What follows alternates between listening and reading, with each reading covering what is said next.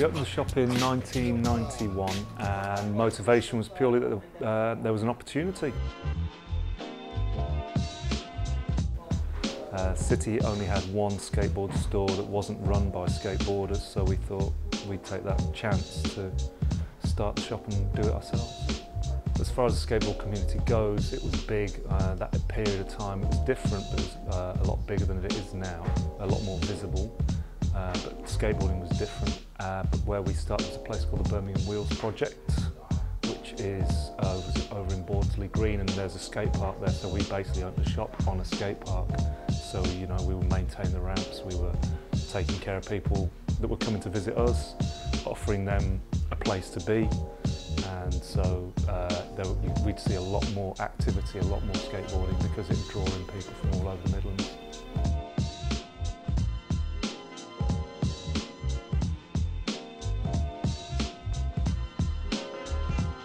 We came to the Custard Factory because we were offered a warehouse where we could put a ramp and give the skaters a nice, clean, dry place to skate that was safe, and there were no scooters and no BMXs there.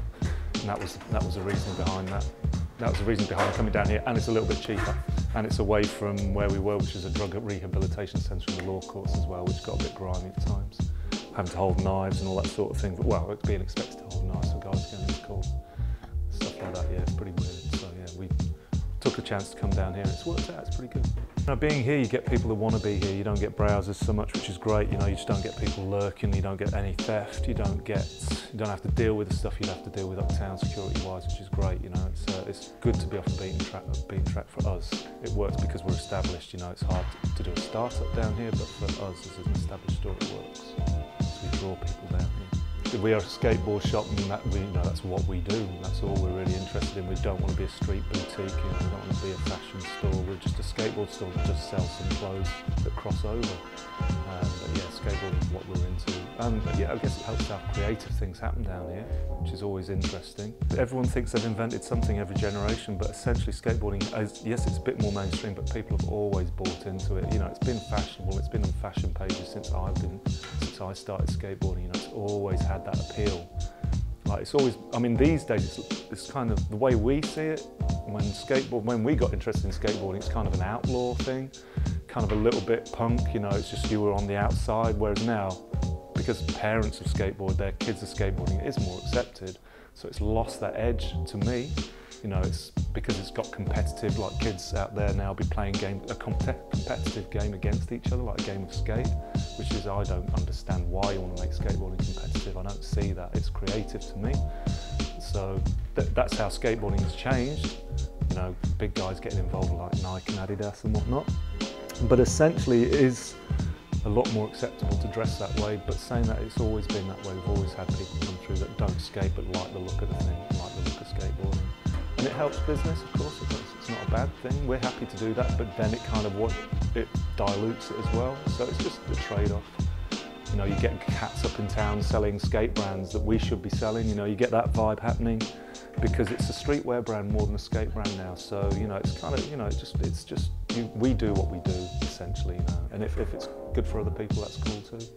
We get excited by brands, you know, we want to get involved, we want to help people, we want to make things happen for certain brands, and they work for us too. And there's certain brands we won't touch with a barge pole if you paid us, and even though they're a skateboard brand, you know, we just won't deal with them just because they, to us, don't reflect what we think skateboarding is or our image of skateboarding. And we could go all out, we could try and make everyone happy and stock everything, but at the same time you spread yourself thin, and you know, you've got to keep it tight. If you look at shops like ours up and down the country, they focus on what sells for them, and you could equate that to certain shops. If they swap stock, one shop in one city swap stock with a shop like us, we'd both be in trouble because we stock what sells in our area. You know, you got like certain shops that have got a real rap hip hop vibe going to them, and then we don't really have that. You know, we kind of got our thing, which is not either. But you know, it kind of would lose us a lot of our custom because, you know, if we stocked Echo, or not Echo, what's the other brand, LRG, things like that, you know, it just wouldn't work for us. We don't have those guys shopping here, so you got to choose what you stock, definitely. So yeah, we go with what works. We obviously, having been in business for a long time, we're in touch with a lot of people that organise the events, and with the Thrasher one and with the Lakai one, I was really quick off the mark, and I speak to those guys, the guys that were organising those trips, really, you know, when it was just an idea. You know, I was just always chatting with them, and they said, "Oh well, potentially something's coming up," and I said, bring it to us." You know, we've got the Ramp, which is a great venue. This place, if we were on a high street in town, it would be harder, but being here, you can kind of just make it happen. With the Thrasher one in particular, that was just winding up a few elements and then putting it all in one place and throwing a match on it and seeing what happened, because, you know, we had bands playing, we had some food cooking. About 200 people, 200-300 really excitable people turn up and have a good time. It was great. It's quite a day. It was really good for us. Really enjoyed it. Custard Factory didn't enjoy it so much when they found out about it, but we didn't tell them it was happening, so that's the way we do things.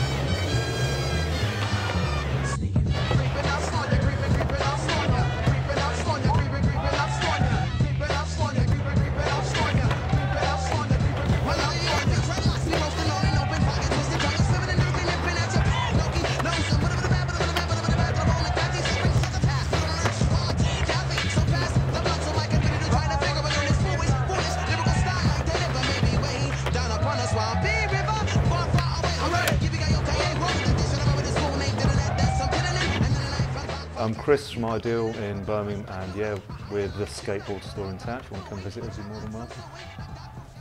Duck season, rabbit season, duck season, rabbit season, duck season, rabbit season. Shut up, and your lips, MC season, dynamic, and ooh, I hate rabbits. Be very, very quiet. A hunting we will go high, hold them, every chips about to drop a hot potato. Yum,